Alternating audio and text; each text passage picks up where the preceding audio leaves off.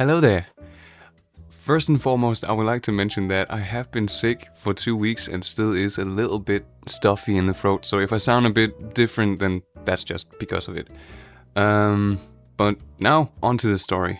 I forgot to mention it in my last video, but I have actually picked up on smithing here in the last year. I have mainly been working with copper this year because I can work with it while it's cold. You see, unlike metal that has to get hot to get soft, copper only needs to get really hot and then suddenly cool down, and then it becomes really soft, and then you'll be able to work with it, which makes it very easy to make jewelry because of all the small details you have to make. I have mainly been sticking with open back style bracelets because they are relatively easy to customize and adjust for the owner. I have been giving a lot away to both close friends, family members, and my brothers. We aren't related, but we're just so close that I can't really call them friends. It's just, we close like that. I started smithing when I was in middle school. I think I was, something like 14, 15. I was at a Viking market called Smedenes Vikingemarked, which just means the blacksmith's Viking market. But there was this little shop where children mainly could come over and take a big nail and then hammer it out to become a eating spike, which is what the Vikings used instead of forks. And you both got to twist it and bend it and make the little top of the head of the nail into a little hammer thingy. And I didn't really think about it until I was walking away from the shop. The fact that I made that. It wasn't something I bought, it wasn't something that somebody else made for me. I did that.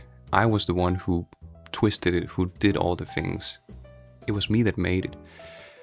And as a kid, I didn't think much of it. I was just, oh, okay, that was a cool thing, and then I moved along. Until I again got to a Viking market. This time it was in Jelling. And there was this super kind old blacksmith that looked like he was about to set up shop. So me and my dad went over and said hey, and asked if we could hear what he was doing. And he said he was looking at his materials. And I asked if I could see, and so he happily showed me and told me something about the different ores he had, and then he grabbed a little stick of metal and asked me something like, "Do you want to try making something out of this one?" And I was a bit shocked about his generosity, but I said, yes, I would love to make something like a little knife, maybe. And then he said, "Good, I'll get it heated up for you, and then you'll just get started, and if you need help, just ask." And so I tried my absolute best, not knowing if I would mess it up with the fire or with a bad swing or something I didn't know I could mess up. But somehow, when it came out the water, after all the work, I think about an hour or two, it looked perfect. He even said, "You know what? I think we found your profession today." And even though I only look at blacksmithing as a hobby these days, and probably will in the future too, it still meant something to me. Because back then I didn't think I could make anything like that. But this man believed from the pure interest and passion that I had in the art form. Not that I had the skill to do it, but that I had the will to do it. For den der bærer viljen, bærer evnen. Or in English, for the one who carries the will, carries the ability. But I would have never believed that if I didn't see it with my own eyes and feel it with my own hands.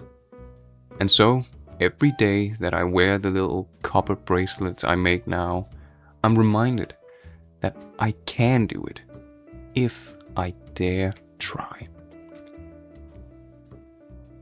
Thank you so much for watching. I really do appreciate it. Since I recorded the audio for the last video, which was my first real video, I have decided that I want this to become something. I still have a full-time job to take care of, so, the posting schedule won't be that solid here to start with.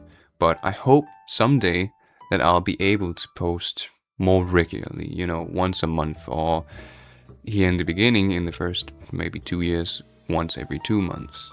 But as always, remember to live your life.